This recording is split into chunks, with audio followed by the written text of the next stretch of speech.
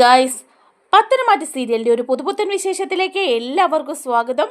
അങ്ങനെ നമ്മുടെ ആദർശം നയനയും തമ്മിലുള്ള ആ പിണക്കമൊക്കെ മാറിയിട്ടുണ്ട്. തെറ്റിദ്ധാരണകളെല്ലാം മാറി ആദർശം നയനയെ കൂട്ടിക്കൊണ്ടു വന്നിരിക്കുകയാണ്. ഇനിയിപ്പോൾ അടിപൊളി സന്തോഷത്തിൻ്റെ നാളുകളാണ് അനന്തപുരിയിൽ വരാൻ പോകുന്നത്. ദേവയാനിയും നയനയും ആദർശവും ഒക്കെ ഒറ്റക്കെട്ടായിരിക്കുകയാണ്. അങ്ങനെ സന്തോഷമായൊരു ജീവിതത്തിലേക്കാണ് നയനയും ആദർശവും ഒക്കെ പോകുന്നത് എന്ന് വിചാരിച്ചാൽ അവിടെയുണ്ട് ഇനി പ്രശ്നം കേട്ടോ. നമ്മുടെ അനാമികയും അതുപോലെ അനിയും തമ്മിലുള്ള പ്രശ്നങ്ങളൊക്കെ ഭയങ്കരമാകുകയാണ്. അത് ആദർശിനെ നയനയൊക്കെ ബാധിക്കുന്നൊക്കെയുണ്ട്. അത് കഴിഞ്ഞ ശേഷം നന്ദുവും അനിയും തമ്മിലുള്ള വിവാഹമൊക്കെ നടത്തി കൊടുക്കുന്നുണ്ട് ആദർശ്. അതിൻ്റെ പേരിൽ കുറേ പ്രശ്നങ്ങൾ ഉണ്ടാകുന്നുണ്ട്. അപ്പോൾ പിന്നെ നന്ദുവും അനിയും വിവാഹം കഴിച്ച് കഴിയുമ്പോഴാണ് നമ്മുടെ അനാമിക വീണ്ടും ആ ഡിവോഴ്സ് പെറ്റീഷൻ ക്യാൻസൽ ചെയ്തുകൊണ്ട് വരുന്നത്. അങ്ങനെ നന്ദുവും അനന്തപുരിയിൽ അനിയോടൊപ്പം തന്നെ താമസിക്കുകയാണ്. അത് നമ്മുടെ അനാമികയ്ക്ക് ഇങ്ങ് സഹിക്കാൻ പറ്റാത്ത കാര്യമാണ് കേട്ടോ. അനാമിക നന്ദുവിനോട് ഇറങ്ങിപ്പോകാനൊക്കെ പറയുന്നുണ്ട്. ആ വിശേഷങ്ങളിലേക്കാണ് നമ്മൾ പോകുന്നത്. നമ്മുടെ വീഡിയോ ഇഷ്ടമായാൽ ഒന്ന് ലൈക്ക് ചെയ്യണേ, ചാനൽ കൂടി ഒന്ന് സബ്സ്ക്രൈബ് ചെയ്ത് സപ്പോർട്ട് ചെയ്യണേ. അങ്ങനെ അനാമികയും അനിയും തമ്മിലുള്ള പ്രശ്നങ്ങൾ ഇങ്ങനെ നടന്നുകൊണ്ടിരിക്കുകയാണ് കേട്ടോ. അതേസമയം നമ്മുടെ ആദർശാണെങ്കിൽ നയനയെ കൂട്ടിക്കൊണ്ട് വന്നിരിക്കുകയാണ്. അതിനുശേഷം അവർ തമ്മിൽ നല്ല സ്നേഹത്തിൽ തന്നെയാണ്. എല്ലാ തെറ്റിദ്ധാരണകളും മാറുകയാണ് ചെയ്യുന്നത്. ദേവയാനിയാണെങ്കിൽ എല്ലാവരുടെയും മുമ്പിൽ വെച്ച് കരള് തന്ന പെൺകുട്ടിയെക്കുറിച്ച് പറയുകയാണ്. അതുപോലെ ദേവയാനി അത് പറഞ്ഞ് പൊട്ടിക്കരയുമ്പം അനാമികയും അതുപോലെ ജലജയും ജാനകിയും ഒക്കെ അത്ഭുതപ്പെട്ടു പോവാണ്. ഇനിയിപ്പം നമ്മുടെ കളികളൊന്നും ഇവിടെ നടക്കാൻ പോകുന്നില്ലല്ലോ എന്ന് പറയാണ്. ജലജ അനാമികയോട് പറയാണ്, കണ്ടില്ലേ ആദർശ്, അവൻ ഡിവോഴ്സ് ചെയ്യാൻ പോവാണ്, അവളെ കൊണ്ട് ഡിവോഴ്സ് പേപ്പറിൽ ഒപ്പിടിക്കാൻ പോവാണെന്ന് പറഞ്ഞ് നന്ദാവനത്തിലേക്ക് പോയിട്ട് ദേ പുലി പോലെ പോയവൻ എലി പോലെ അവളെയും കൂട്ടിക്കൊണ്ട് വന്നിരിക്കുന്നു. ഇതെന്തോ ഒരു അത്ഭുതമാണ്. ഇവക്ക് എന്തോ ഒരു മായാവിദ്യയുണ്ട്. വന്നപ്പോൾ തന്നെ അനന്തപുരിയിൽ എല്ലാവരെയും കയ്യിലെടുത്തു, മുത്തശ്ശനെയും മുത്തശ്ശിയെ ഉൾപ്പെടെ. അതിനുശേഷം ദേ ഏടത്തിക്ക് അവളോട് എതിർപ്പായിരുന്നു. അവളെ കാണുന്നതേ ഏടത്തിക്ക് ദേഷ്യമായിരുന്നു. ഇപ്പോൾ ഏടത്തിയുടെ മനസ്സ് മാറിയത് കണ്ടില്ലേ. അവളില്ലാതെ ഏടത്തിക്ക് ജീവിക്കാൻ വയ്യുന്ന അവസ്ഥയായി. ആദർശിൻ്റെ മനസ്സും അവൾ മാറ്റിയെടുത്തു. ഇപ്പം വീണ്ടും അവൻ ഡിവോഴ്സ് ചെയ്യാൻ പോകുന്നു, ഉപേക്ഷിക്കുന്നു എന്നൊക്കെ പറഞ്ഞ് ഒറ്റ കാലിൽ നിന്നവൻ പോയി അവളെ കൂട്ടിക്കൊണ്ട് വന്നിരിക്കുന്നത് കണ്ടില്ലേ എന്ന് പറയുമ്പോൾ അനാമിക പറയാ, അതെ, അവളുമാരുടെയൊക്കെ യോഗമൊന്നും പറയണ്ട. 3 പെണ്ണുങ്ങളുണ്ടെങ്കിലും 3 പേരും നല്ല കഴിവുള്ളവരാ ആണുങ്ങളെ മയക്കാനായിട്ട്. നവ്യ കണ്ടില്ലേ, ഇവിടെ തന്നെ ഈ വീട്ടിൽ തന്നെ വന്ന് കയറിയില്ലേ അഭിയെ വളച്ചെടുത്ത്. അതുപോലെ ദേ നയന ആദർശിനെ വളച്ചു വന്നു. നന്ദു ആണെങ്കിൽ അനിയെ വളയ്ക്കാൻ നോക്കി നോക്കി നടക്കുകയാണ്.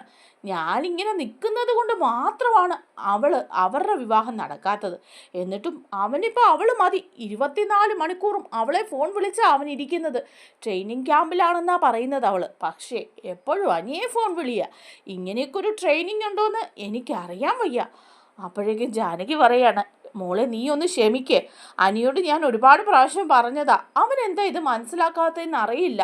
അനാമിക മോള് പറഞ്ഞതുപോലെ തന്നെ അവളുമാർക്കൊക്കെ എന്തോ ഒരു കാന്തിക ശക്തിയുണ്ട്. ഇപ്പം ഇവിടുന്ന് ഇവളൊക്കെ പോവല്ലോ എന്ന് വിചാരിച്ച പാണ്ഡെ നയനെ വിളിച്ചോണ്ട് ആദർശ് വന്നിരിക്കുന്നു, നാണം കെട്ടവൻ എന്ന് പറയാണ് ജാനകി. അങ്ങനെ ആദർശ നയനയെ വിളിച്ചുകൊണ്ട് വന്നിരിക്കുന്നത് മുത്തശ്ശനും മുത്തശ്ശിക്കും ഒക്കെ ഒരുപാട് സന്തോഷമാവുക. അവർ തമ്മിൽ പറയുന്നുണ്ട് കേട്ടോ, എടോ എന്തായാലും ആദർശ നയനയെ വിളിച്ചുകൊണ്ട് വന്നല്ലോ, എനിക്കൊരു പേടിയുണ്ടായിരുന്നു കളി കാര്യമാവുമെന്ന്. ദേവയാനി നയനെ എത്രയ്ക്ക് സ്നേഹിച്ച് വന്നപ്പോഴേക്കും ഇനി ആദർശ് അവളെ വേണ്ടെന്ന് വയ്ക്കുമെന്നൊരു പേടി. പക്ഷെ അതൊക്കെ മാറി. നയനമോള് നന്മയുള്ളവളാ, അവളാണ് ഈ കുടുംബത്തിൻ്റെ വിളക്ക്. അവളെ കൈവിട്ട് കളയാൻ നമ്മുടെ കുടുംബത്തിൽ ആർക്കും പറ്റുമെന്ന് തോന്നുന്നില്ല എന്ന് പറയാണ്. അപ്പം മുത്തശ്ശി പറയുന്നുണ്ട്, അതൊക്കെ നേരാ. ദേ അനാമികയുടെ കാര്യം കണ്ടില്ലേ, നയന വന്നതുപോലെ തന്നെ ഈ വീട്ടിലേക്ക് വന്ന് കയറിയവളാ അനാമികയും. അനിയാണെങ്കിൽ പാവം, അവൻ്റെ ജീവിതം പോയി അനാമിക വന്നതോടുകൂടി. ഇതൊന്നും വേണ്ടിയിരുന്നില്ലായിരുന്നു എന്ന് ഇപ്പം തോന്നുക.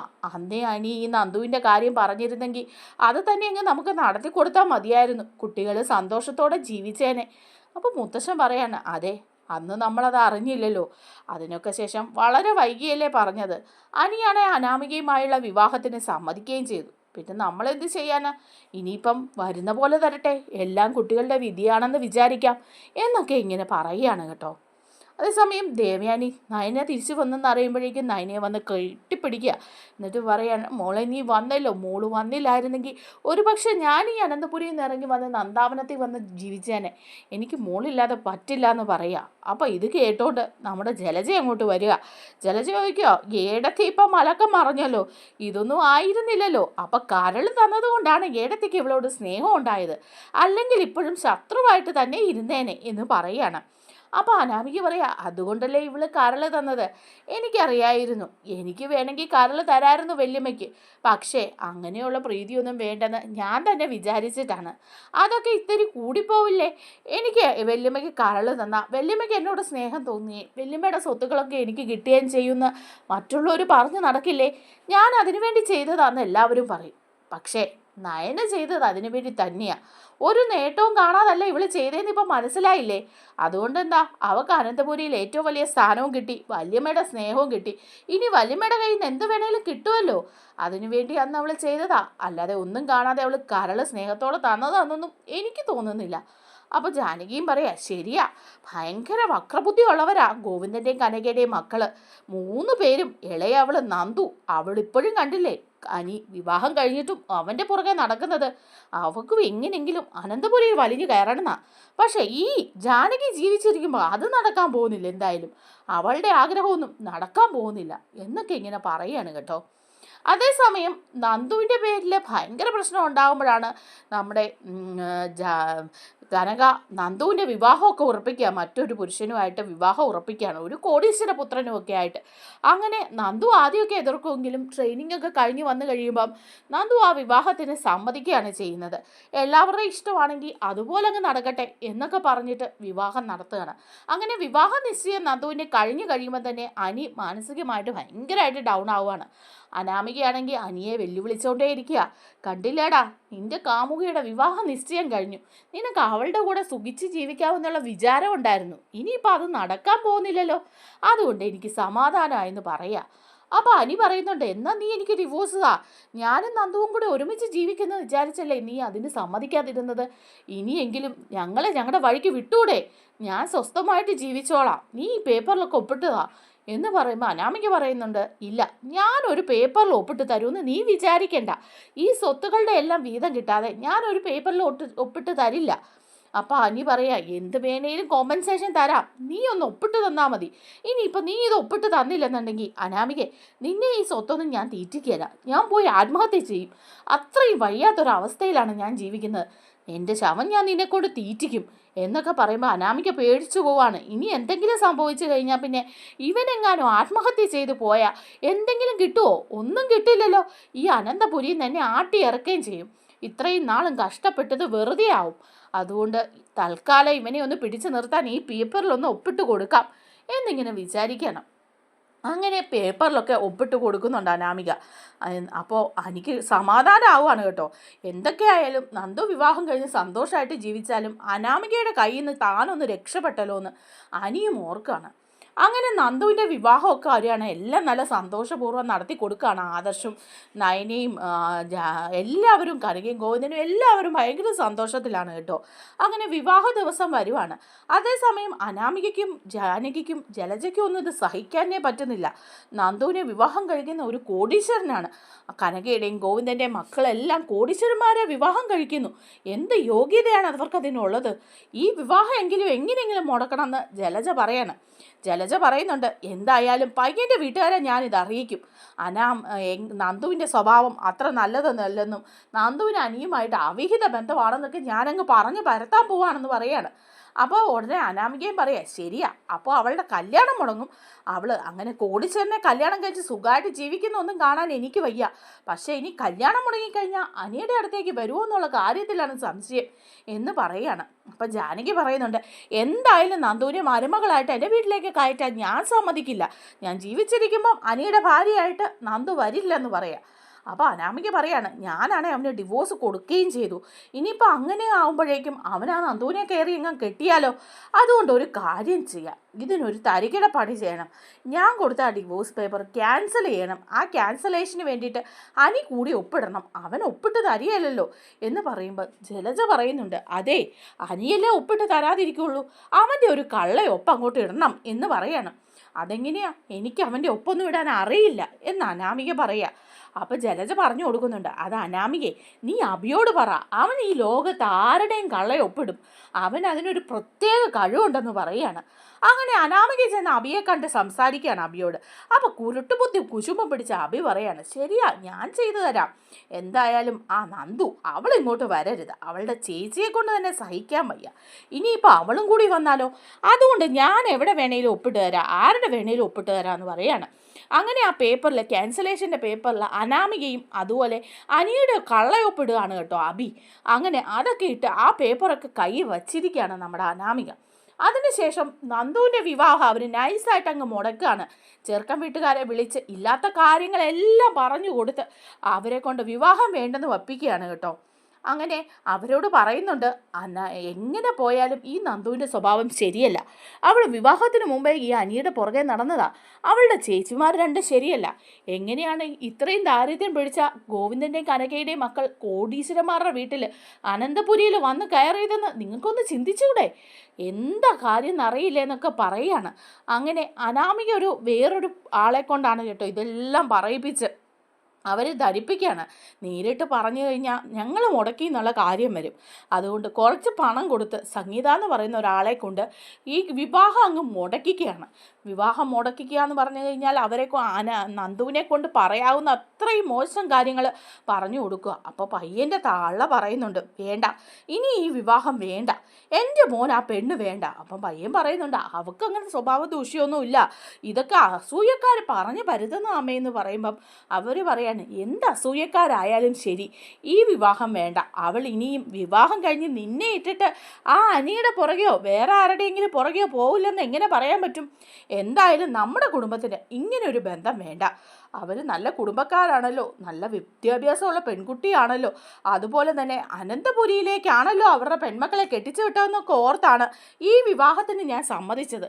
പക്ഷേ ഈ നിമിഷം ഞാൻ പറയുകയാണ് ഈ വിവാഹം വേണ്ട എന്ന്. അങ്ങനെ വിവാഹം വേണ്ടെന്ന് വെക്കുകയാണ് കേട്ടോ. അവർ വിവാഹ ദിവസം വിളിച്ചാണ് ആദർശിനെ ഇത് അറിയിക്കുന്നത്. അപ്പോൾ ആദർശ് ആകെപ്പാടെ അന്തം വിട്ടു പോവാണ്. ഇനിയിപ്പോൾ എന്താ ചെയ്യുക? ആ മുഹൂർത്തത്തിൽ ആ വിവാഹം നടന്നില്ലെങ്കിൽ ഭയങ്കര ബുദ്ധിമുട്ടാവും. എല്ലാ ഒരുക്കങ്ങളും ആയതാണ്. അതുപോലെ തന്നെ ഇങ്ങനെ ഒരു കാര്യം കേൾക്കുമ്പം ഗോവിന്ദന് എന്തെങ്കിലും വിഷമം വന്നാലോ, അച്ഛൻ എന്തെങ്കിലും സംഭവിച്ചാലോ എന്നൊക്കെ ഓർത്തിട്ട് ആദർശ് പെട്ടെന്നൊരു തീരുമാനം എടുക്കുകയാണ്. എന്തായാലും അനിയെ കൊണ്ട് വിവാഹം കഴിപ്പിക്കാം. അനി ഇപ്പോൾ ഡിവോഴ്സായൊക്കെ നിൽക്കുകയാണ്. നന്ദുവും അനിയും തമ്മിലുള്ള ജീവിതമായിരിക്കും ഒന്നിച്ചു പോകുന്നത്. ജ്യോത്സ്യനും അന്ന് പറഞ്ഞു, ദൈവനിശ്ചയമോ അതായിരിക്കും ചിലപ്പം. എന്തായാലും അനിയോട് ചോദിക്കാമെന്ന് പറഞ്ഞാൽ അനിയെ വിളിച്ചിട്ട് വന്ന് വിവാഹ മണ്ഡപത്തിൽ കൊണ്ടുവന്നിട്ട് ഇരുത്തുകയാണ്. അപ്പോൾ എല്ലാവരും അത്ഭുതപ്പെട്ട് പോകും. അപ്പം നയന ചോദിക്കുക, എന്താ ആദർശേട്ടാ ഈ കാണിക്കുന്നത്? നന്ദുവിൻ്റെ പയ്യൻ വരാനുള്ളതല്ലേ, അപ്പോൾ ഇങ്ങനെ അനിയെ കൊണ്ടുവന്ന് ഇവിടെ ഇരുത്തിയിട്ട് എന്താ കാര്യം? അപ്പോൾ ആദർശ് പറയാണ്, ആ വിവാഹം നടക്കില്ല, ആ പയ്യൻ്റെ സ്വഭാവമൊന്നും അത്ര ശരിയല്ല, അതുകൊണ്ട് ആ വിവാഹം വേണ്ടെന്ന് വെച്ചു. നന്ദു അനിയും തമ്മിലുള്ള വിവാഹമാണ് നടക്കാൻ പോകുന്നത്. അപ്പം നയന പറയാണ്, ഇത്രയും നേരം ആ പയ്യൻ്റെ സ്വഭാവത്തിന് ഒരു കുഴപ്പമില്ലായിരുന്നു, ഇപ്പോൾ പെട്ടെന്ന് എങ്ങനെയാണ് ആദർശേട്ടാ? ഇതെന്താ നാടകം കളിക്കുകയാണോ?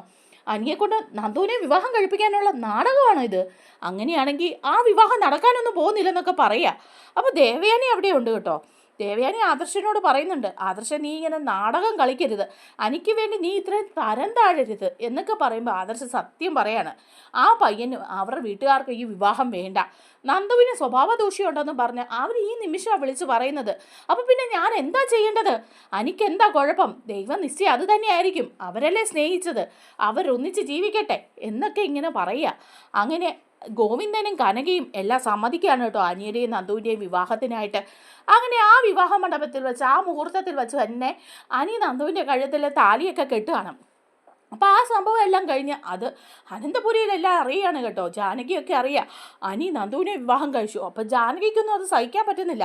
ജാനകി പറയുന്നുണ്ട്, ഇതെന്താ ഇങ്ങനെയൊക്കെ, എന്തിനാ അനി നന്ദുവിനെ വിവാഹം കഴിച്ചത് എന്നൊക്കെ ഇങ്ങനെ പറയുകയാണ്. അതിനുശേഷം അനാമിക ഇത് അറിയുമ്പോഴേക്കും അനാമിക നേരെ പോലീസ് സ്റ്റേഷനിലേക്ക് വിടുകയാണ് കേട്ടോ. ആ ക്യാൻസലേഷൻ പേപ്പർ ഉണ്ടല്ലോ, ഡിവോഴ്സ് ക്യാൻസൽ ചെയ്തത്, അപ്പോൾ അതുമായിട്ട് ചെന്ന് പോലീസ് സ്റ്റേഷനിൽ പറയുന്നുണ്ട്, നമ്മുടെ കാര്യങ്ങളൊക്കെ ഒന്ന് ശരിയാക്കി തരണമെന്ന് പറയുകയാണ്. ആ SI ആണെങ്കിൽ അനാമികയുടെ അച്ഛൻ വേണുവിൻ്റെ ഒരു കൂട്ടുകാരൻ കൂടിയാണ് കേട്ടോ. അതുകൊണ്ട് കൈ മറന്ന് സഹായിക്കുന്നുമുണ്ട്. അപ്പോൾ പറയാണ്, എന്നെ വിവാഹം കഴിച്ചിട്ട് ഡിവോഴ്സ് ചെയ്ത് പിന്നെ ഞങ്ങൾ രണ്ടുപേരും ഒപ്പിട്ടത് ക്യാൻസൽ ചെയ്തിട്ടാണെന്ന്. എന്നിട്ടാണ് അവനിപ്പോൾ ആ നന്ദുവിനെ വിവാഹം കഴിച്ചിരിക്കുന്നത്. ഇത് ശരിയാവില്ല, അറസ്റ്റ് ചെയ്യണം നന്ദുവിനെയും അനിയെയും. അതുപോലെ ഈ വിവാഹം നടത്തി കൊടുത്തത് അനിയുടെ ചേട്ടൻ ആദർശാണ്, ആദർശിനെ അറസ്റ്റ് ചെയ്യണമെന്ന് പറയാണ്.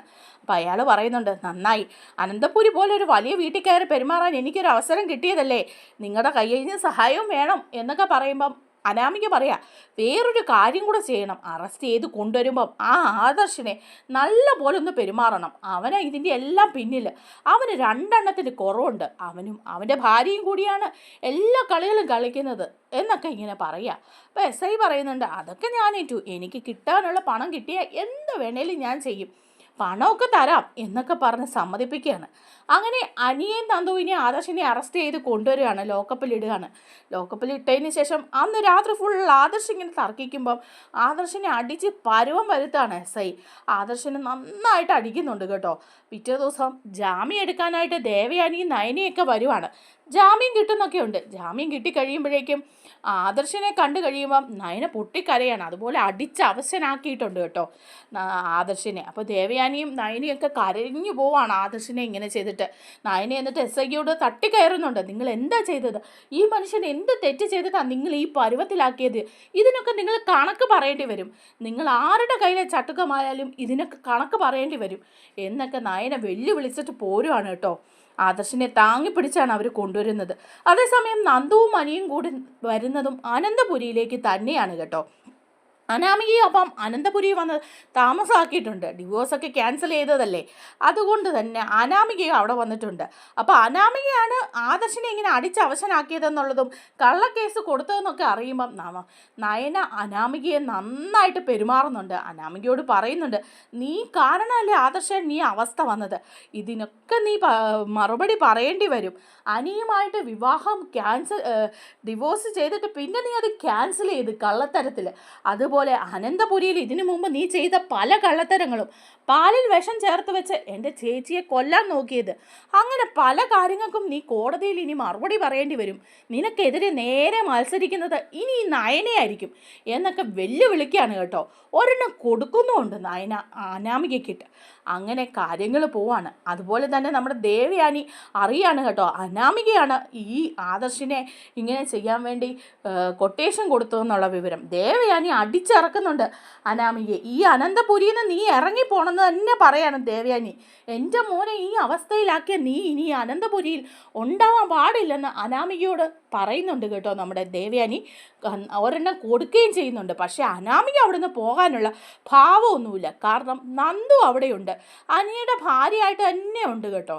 അതിൻ്റെ ഇടയ്ക്ക് നമ്മുടെ കനകം പറയുന്നുണ്ട് നന്ദുവിനോട്, മോളെ ഇങ്ങനെയുള്ള പ്രശ്നങ്ങളൊക്കെ ഉണ്ടായി, ഇനി നീ അനന്തപുരി നിൽക്കണ്ട, നീ തിരിച്ച് നന്ദാവനത്തിലേക്ക് പോരണം, നിൻ്റെ കഴുത്തിൽ അനി താലി കെട്ടിയതെന്നുള്ളത് സത്യം തന്നെയാണ്, നീ ആ താലി അഴിച്ചു വെക്കണം, ആ താലി അഴിച്ചു വെച്ച് നീ തിരിച്ച് വീട്ടിലേക്ക് പോരണം, അല്ലാതെ നിനക്കും അനിക്കും കൂടി സ്വസ്ഥമായിട്ട് ജീവിക്കാനൊന്നും ആ അനാമിക സമ്മതിക്കില്ല, അവൾ ഇതുവരെ ഡിവോഴ്സ് ചെയ്തിട്ടില്ല നീയെ, അങ്ങനെയുള്ളപ്പം നീ ഈ ചതി പെടരുത് മോളെ.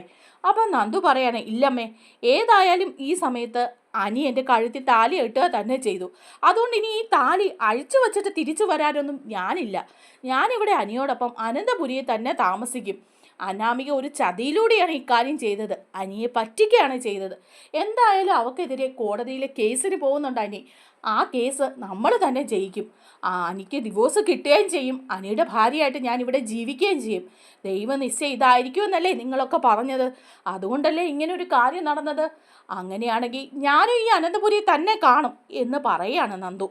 അങ്ങനെ നന്ദുവും അനന്തപുരിയിലുണ്ട് കേട്ടോ. അപ്പോൾ എനിക്ക് ഭയങ്കര സന്തോഷമാണ്. നന്ദു ഉണ്ടല്ലോ, നന്ദുവിൻ്റെ കഴുത്തിൽ താലിയും കെട്ടിയിട്ടുണ്ട്. അനാമികയ്ക്കാണെങ്കിൽ ഇവർ തമ്മിൽ സംസാരിക്കുന്നതും ഒന്നും കാണാൻ പാടില്ല കേട്ടോ. അപ്പോൾ ഒരു ദിവസം അനാമിക ഇങ്ങനെ റൂമിലേക്ക് വരുമ്പം അനിയും നന്ദുവും തമ്മിൽ സംസാരിച്ചുകൊണ്ടിരിക്കുകയാണ് റൂമിൽ. വളരെ സ്നേഹത്തോടെ സന്തോഷത്തോടെ അവർ ചിരിച്ച് കളിച്ച് സംസാരിക്കുകയാണ് കേട്ടോ. അപ്പോൾ അനാമികയാണെങ്കിൽ വെളിയിൽ, അവക്കാണെങ്കിൽ സഹിക്കാൻ പറ്റുന്നില്ല.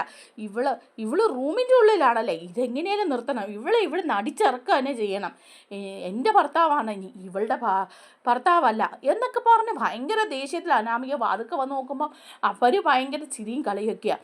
അനാമിക അങ്ങോട്ട് കയറി ചെല്ലുകയാണ്. എന്നിട്ട് നന്ദുവിനെ പിടിച്ച് വലിച്ച് മാറ്റിയിട്ട് ചോദിക്കുന്നുണ്ട്, എടി നിനക്കെന്താ ധൈര്യം ഈ മുറിയിൽ കയറാൻ നിന്നോട് ആരാ പറഞ്ഞതെന്ന് ചോദിക്കുക. അപ്പോൾ അനി പറയുന്നുണ്ട്, ഞാൻ പറഞ്ഞിട്ട് അവൾ ഈ മുറിയിൽ കയറിയത്, നിനക്കെന്ത് അധികാരമാണ് ഈ മുറിയിൽ കയറാൻ?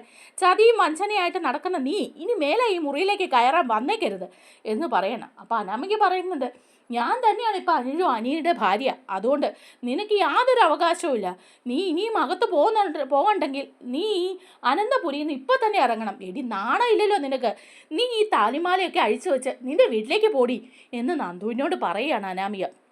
അപ്പോൾ ഉടനെ തന്നെ നന്ദു പറയുന്നുണ്ട്, ഞാൻ അങ്ങനെ പോകാനൊന്നും ഇനി ഉദ്ദേശിച്ചിട്ടില്ല. നീ ചതിയിലൂടെ കാര്യങ്ങൾ ചെയ്യുമ്പം എനിക്കും അങ്ങനെ അറിയാം. അനി എൻ്റെ കഴുത്തി കെട്ടിയ താലിയാണെങ്കിൽ ഇത് ഈ കഴുത്തി തന്നെ കിടക്കും. അത് ഊരി വച്ചേച്ച് എൻ്റെ വീട്ടിലേക്ക് പോകാനൊന്നും ഞാൻ പോകുന്നില്ലെന്ന് പറയുക. അങ്ങനെ നന്ദുവും അനാമികയും തമ്മിൽ അവിടെ ഒരു യുദ്ധം നടക്കുകയാണ് കേട്ടോ. അങ്ങനെ നല്ല അടിപൊളി എപ്പിസോഡുകളൊക്കെ ഇനി വരാൻ കിടക്കുന്നേ ഉള്ളൂ. നയനയും അനിയും ഒക്കെ കേസ് കൊടുത്ത് അനാമിക അതിൽ പരാജയപ്പെട്ട് അനിക്ക് ഡിവോഴ്സ് കിട്ടുക, നന്ദു അനിയും ഒരുമിച്ച് ജീവിക്കുകയൊക്കെ ചെയ്യുന്ന നല്ല അടിപൊളി എപ്പിസോഡുകൾ വരാനായിട്ടുണ്ട്. നമ്മുടെ വീഡിയോ ഇഷ്ടമായാൽ ഒന്ന് ലൈക്ക് ചെയ്യണേ, ചാനൽ കൂടി ഒന്ന് സബ്സ്ക്രൈബ് ചെയ്ത് സപ്പോർട്ട് ചെയ്യണേ. താങ്ക്